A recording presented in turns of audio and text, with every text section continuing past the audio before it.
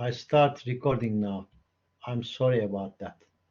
It's already 40 minutes I was talking.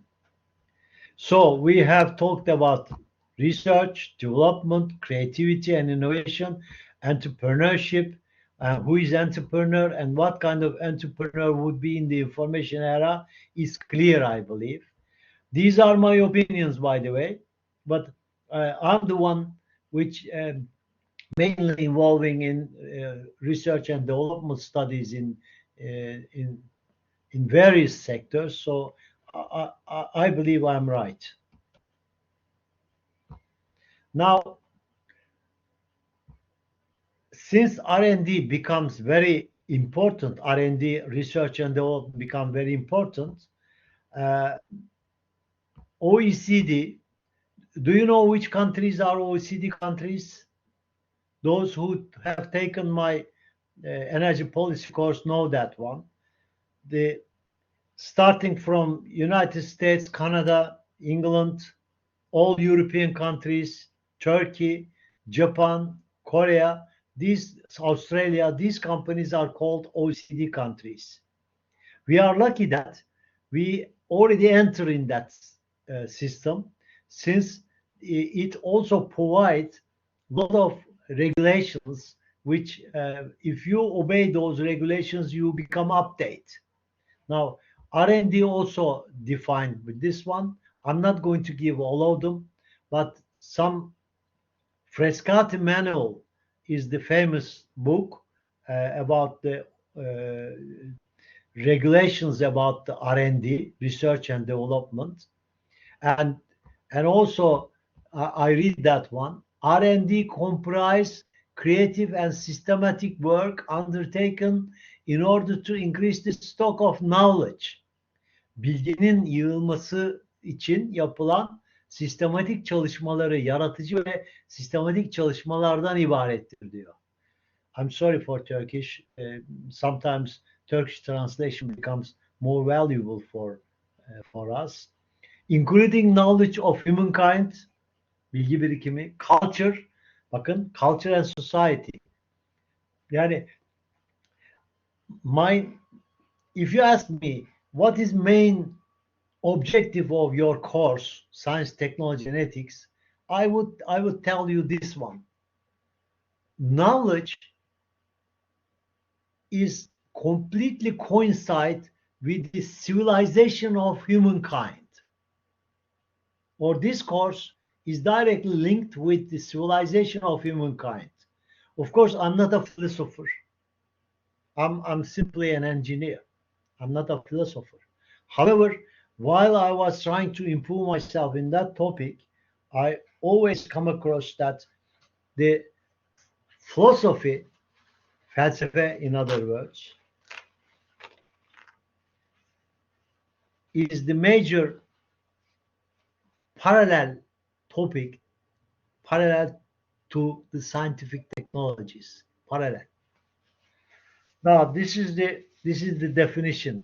R&D comprise, I repeat again, creative and systematic work undertaken in order to increase the stock of knowledge, including knowledge of humankind, culture, and society, and to devise new applications of available knowledge.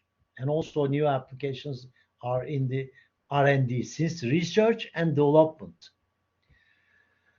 Another item I picked, a set of common features identifies R&D activities that aim to achieve either specific or general objectives. Even if these are carried out by different performers, for an activity to be an R&D activity, it must satisfy 5 core criteria. Şimdi bu 5 tane kriter aşağıda. Yani bu diyor R&D activity diyor genel hedefleri de olabilir diyor. Belirgin tekil hedefleri de olabilir diyor. These aim to achieve either specific or general objectives. Even if these are carried out by different performers.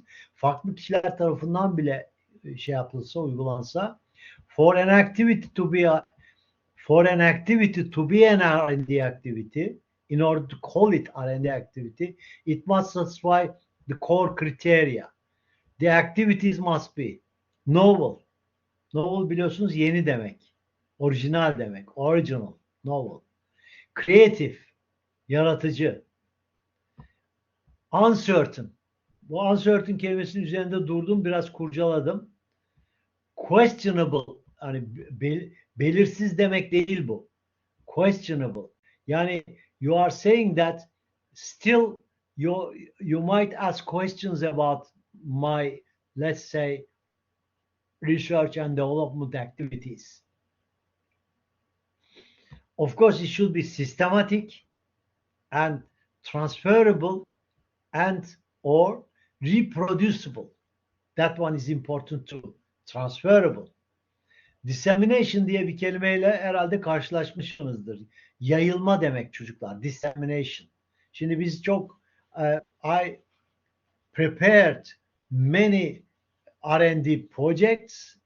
I also took part in many R&D projects and European Union projects or national projects or company level projects.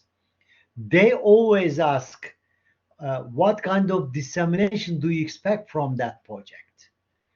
How could you disseminate? How could you spread your knowledge to around in order to build up the country? For example, scientific and technological research research institution of Turkey, yani TÜBİTAK, is always giving money to you, but they are asking you not, you are going to develop something not for yourself, but also you are going to disseminate that knowledge.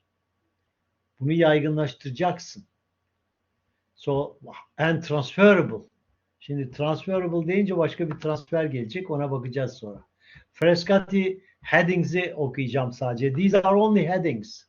Measurement of R&D expenditures, performance and sources, harcamalar, of funds, R&D personnel, persons employed and external contributors, so personal expenses, measuring R&D methodologies and procedures.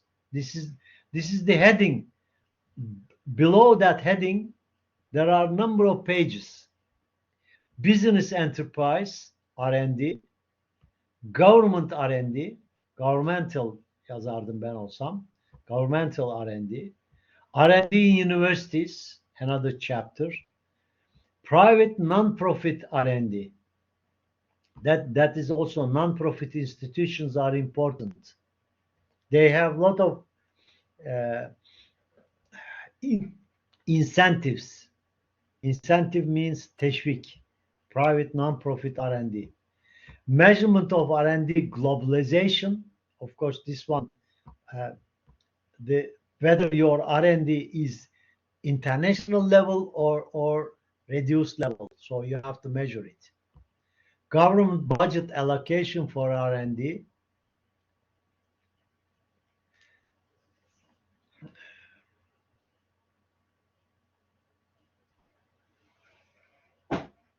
Measuring tax relief for R&D. Now I have a question. While I was teaching that topic, since we are not face to face, but you can open your microphone and you can participate. What do you think the level of R&D? How do you measure the level of R&D first? I'm going to tell you. The percent value. Evet, biri söyleyecek galiba. Yani patent sayısı olabilir. Patent doğru. Patent doğru ama R&D expenses ya da expenditures are different. Şimdi R&D expenditures percent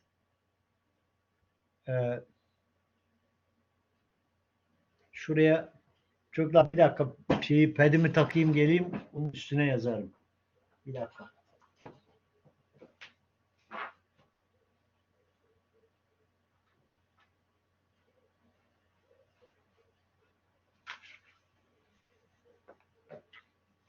Malum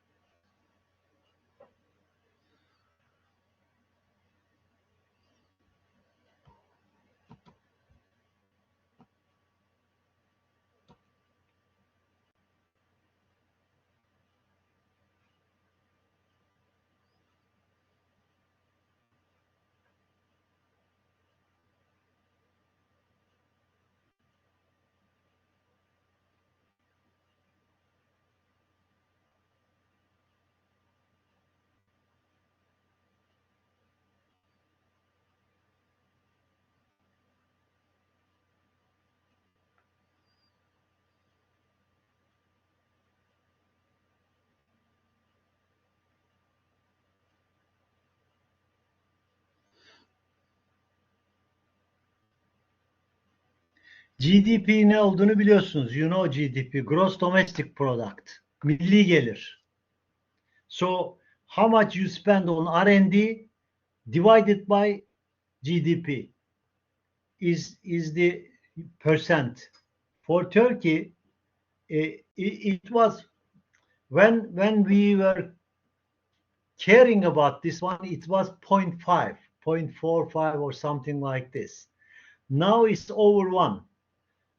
And now it should be 3, by the way. 3% is a good value.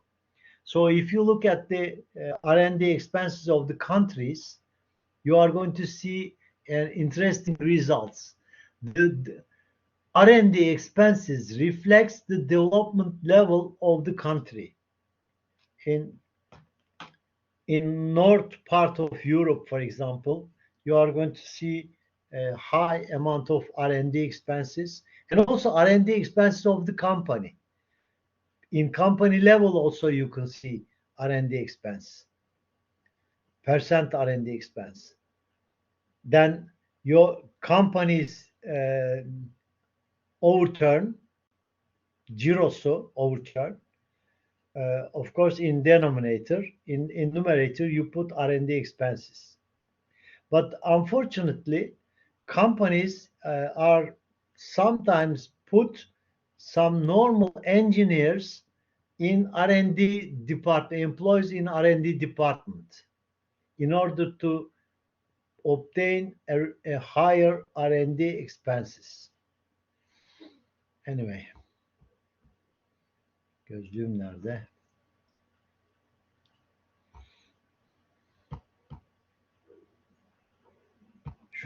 Şu D çok çirkin olmuş burada. Şunu bir silelim bakalım. Şurada ara vermeyeceğim. Bir yere geleceğim. Orada bırakacağım.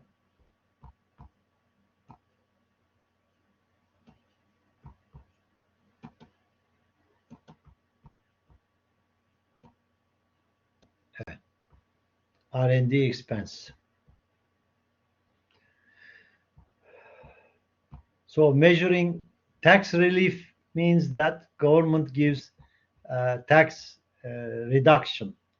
For example, if you have a company in technology development region, Technokent we call it, then you are exempted from tax.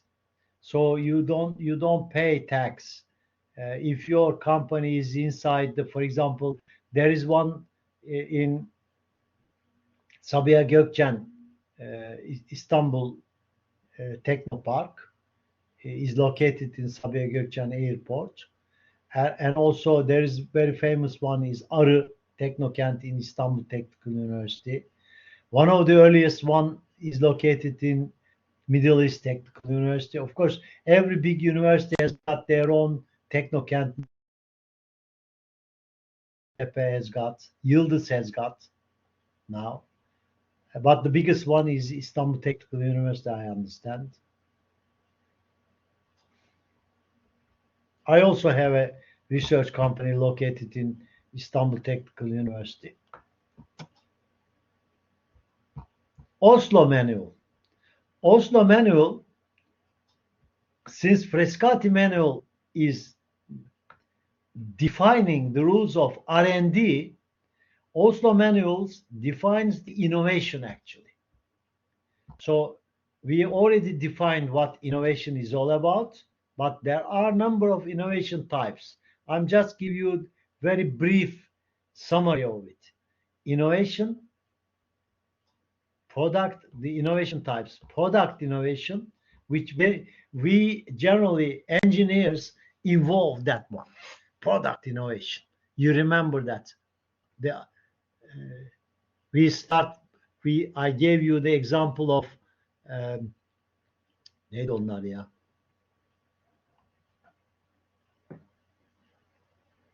Sony hay Allah ismi aklıma gelmedi. Hadi söyleyin çocuklar. I couldn't remember the Walkman. For starting from Walkman. Walkman is an innovative product. However, then iPad became more innovative and iPhone now become more innovative. Now nothing was used but except cell phones now storing all the music files stored in your cell phones. So this is an innovative product, or other products. I'm going to give you examples about the vehicles now. Process innovation. This is the way the production process. For example, you change the production method, or in a chemical system, for example, you change the chemical reaction. This process has changed. Even marketing, if you start with a different marketing method, new method, of course, it's called marketing innovation. Or you organize your company differently, then it's called organizational innovation. Okay.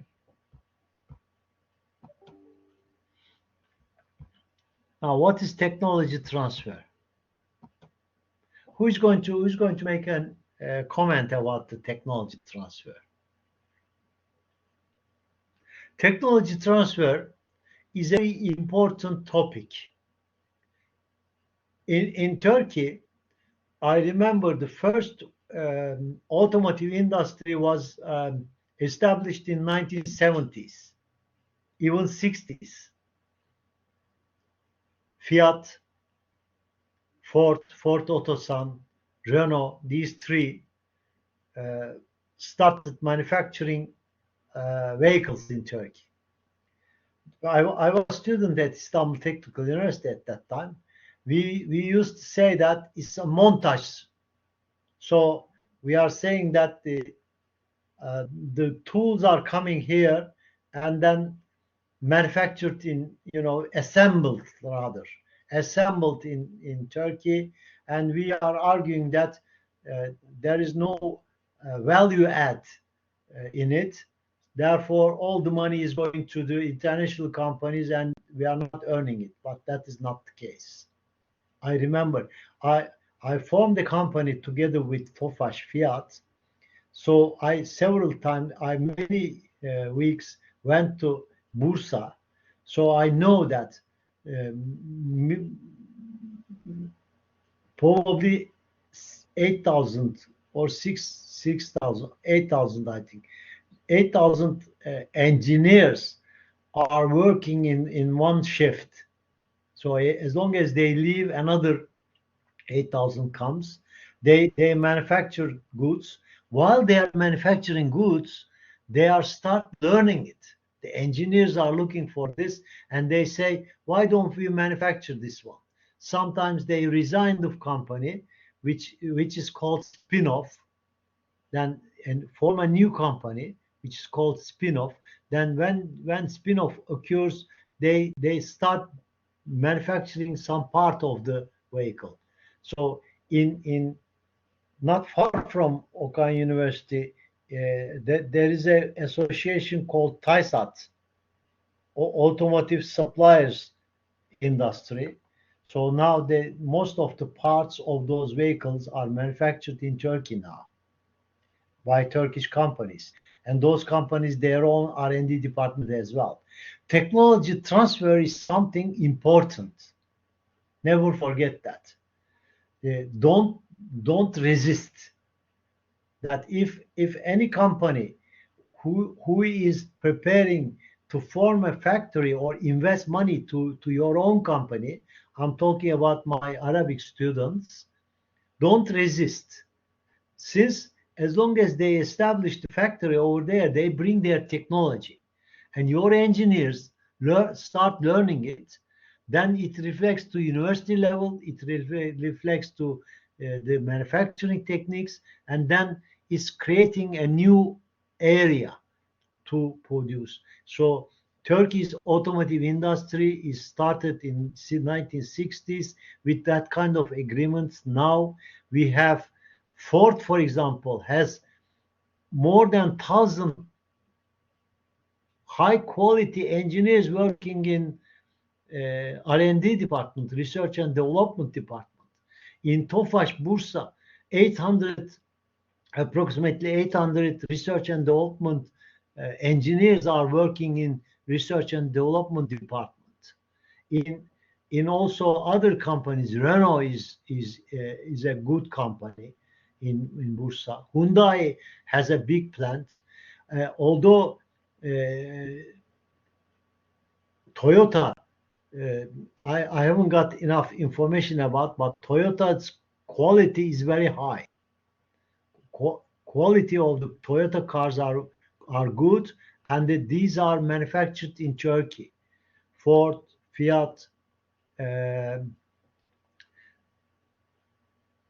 Hyundai, Toyota, Honda, I think closed this assembly now or closing. We have Isuzu, which manufacture. Also, we have bus companies. Isuzu, we have Mercedes, we have MAN, we have başka var mı? Var tabii ya. Ama hatırlayamadım ismini. I couldn't remember the names. Bozankaya, test. Sabancı's group in Adana. I couldn't remember. Temsa hocam. Temsa, sorry. Thank you. Temsa. These are good companies. They manufacture high quality buses, and also Ford has also track license of the track is belong to Ford Bursa. Sorry, Ford in Gölcük, Turkey. So they have good R&D departments as well. So I continue. Transmission of know-how, which enables the recipient enterprise to manufacture a particular product or provide a specific service. This is what technology transfer is all about. As compared to the sale of machinery and equipment, I'm just reading it, so follow me, please. The transfer of technology requires a sustained relationship between two enterprises over a period of time to enable the receiving enterprise to produce a product with desired level of quality standards and cost efficiency. Şimdi bu tanım çok zor bir tanım. Sondan başlayacağım. Cost, efficiency, high quality should be obtained. And the two companies are making agreement. Mother company is bringing its knowledge and establishing investing money, and the let's say brother company or sister company is also manufacturing it. This is what technology transfer is all about. Who argues that technology transfer does not only transfer the technical know-how required to produce the product to the recipients, but also the capacity to master, develop, and later produce autonomously the technology underlying the products. Evet, bunun tanımları okursunuz sonra. In the context of developing countries, Hoffman and Girwan argues that technology transfer needs to be perceived in terms of the achieving three core objectives. Bu önemli. 3 ana hedef tanımlamış. Teknoloji transferde neler sağlanmalı? Şimdi size sorsam hemen söylersiniz. You can tell me. High quality, the cost reduction, and also production higher. Introducing new techniques by means of investment of new plant. Tabii yatırım yapacak. Introducing a new techniques by means of investment of new plants. Improvement of existing technologies and generating of new knowledge. Bunlar daha soft şeyler, idealler. Ben derde sonuca bakarım. I look at the result. Result, you are going to produce a high quality device, whatever the device would be, and also should be satisfying the standards, and cost should be as low as possible in order to sell it. Şimdi otomotivle ilgili development'ları anlatacağım. Bitireceğim dersi çocuklar. Yoruldunuz biliyorum. I know you are tired. I like those topics, so I'm not tired anyway. So this is a typical vehicle. You can see that it changes. Brake, engine, steering wheel, direksiyon, multimedia. Multimedia means infotainment. It's called infotainment. It's coming from information and entertainment. Energy control. 10.30'da benim bir konferansım var. Bırakacağım dersi biraz sonra. Electrical machines and hybrid electric systems. Active security. That kind of clutch, debriyaj. Tamam. Bunlarda bir sürü teknoloji var. Bu eski bir resimdir. IEEE'den pick ettim. Bütün şeyler, sistemler içten yanmalı bu araba için for those internal combustion engine vehicles are changing. Suspension, for example, is becoming active suspension. Bu electric steer by wire they call it. And also steer by wire means that your steer system is controlled by electric motor, by the computer, of course. The exhaust system has changed. And also the battery is changed, but the electric vehicle has changed tremendously, everything. Throttle valve control is totally computer controlled now. Data communication is very important in vehicles. So the CAN bus, which is developed by Bosch, company called Bosch, the CAN bus is now widely accepted.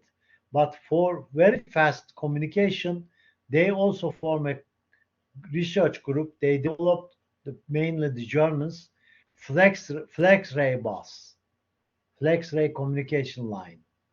These are simple lines for opening the window and that kind of not delicate applications, but generally the powertrain,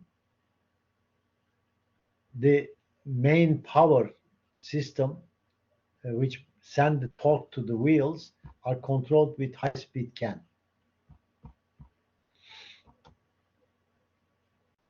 And also there are a lot of new electric motors are used in electric vehicle, in internal combustion engine vehicle. Number of electric motors are even as high as 100. Çocuklar 100 kadar elektrik motoru çalışıyor iyi bir Mercedes'te, arabada. So everything is controlled by electric motors. This is my experience. I put my experience too. This is my company, Mecatro, is located in. It's a research company, not a commercial company. It's a research company to develop electric machine, power electronics, particularly for vehicles. That is the hub motor we developed, and we put it here. This is Fiat, by the way, and that is the development process of this one. So stator, it's a permanent magnet machine, by the way.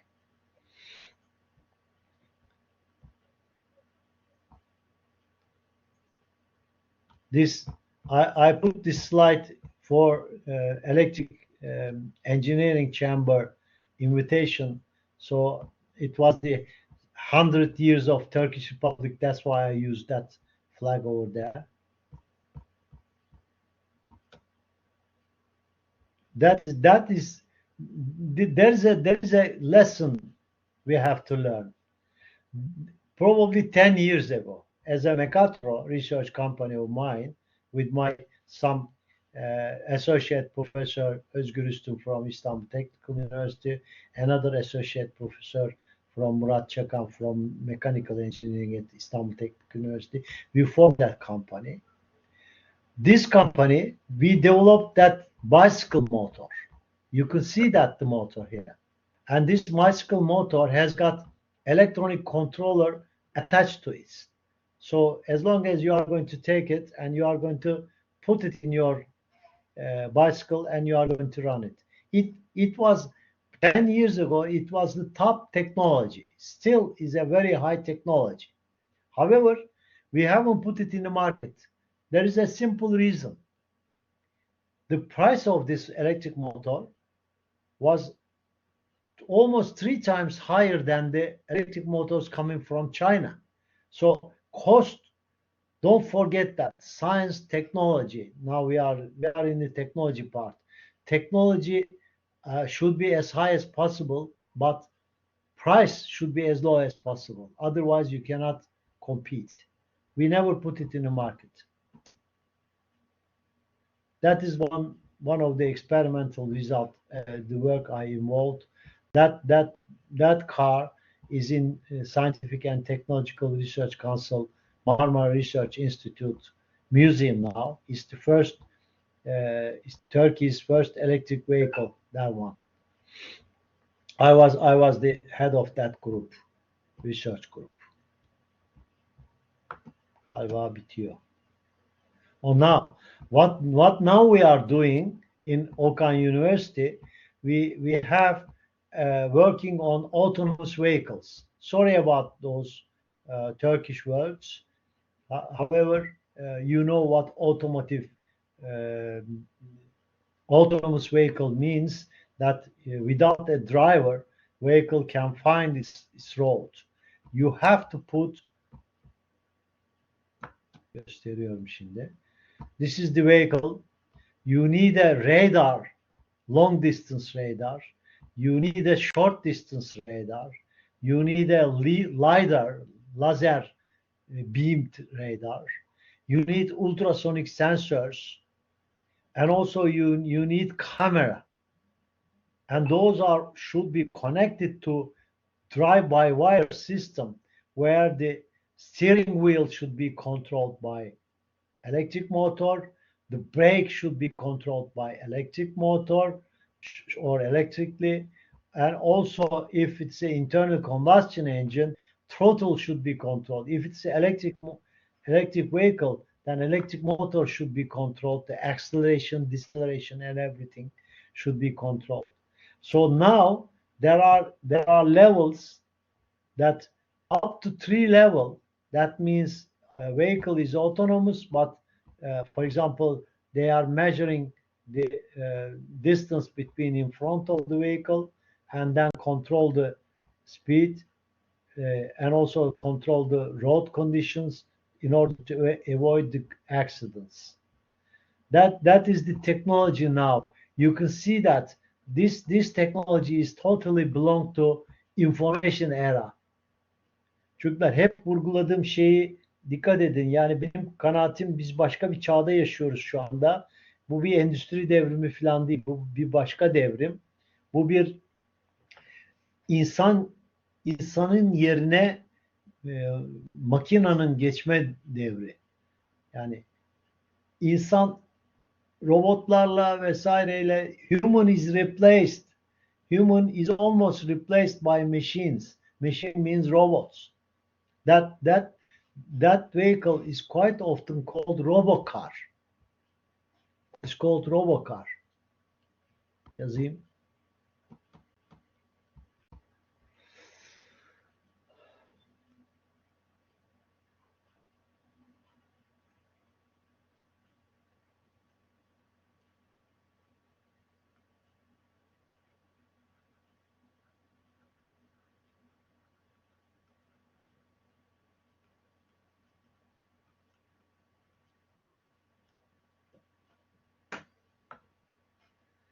Evet. Galiba bu benim son slaytım. Bundan sonra etik başlayacak. Sorunuz var mı? Is there any question? Last person is Yunus Emre Çelebi, and the first person is Abdul Baset. We have 24 students in our classroom.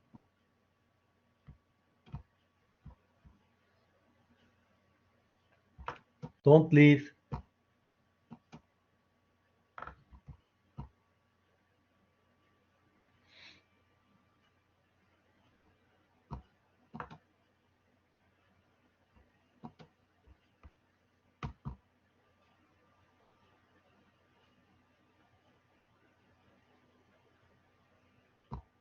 Don't leave.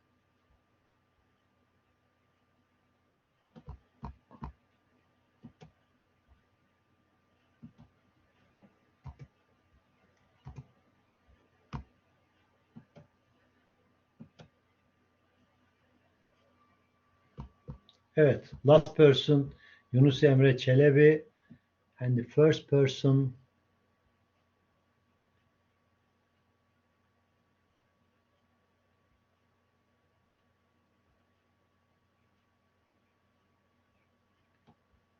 Abdul Bari Abdul Baset. So I think now you can leave. Thank you for listening, and I hope you enjoy. I did. See you next week. Bye bye all. Günler hocam. Güle güle, güle güle canım.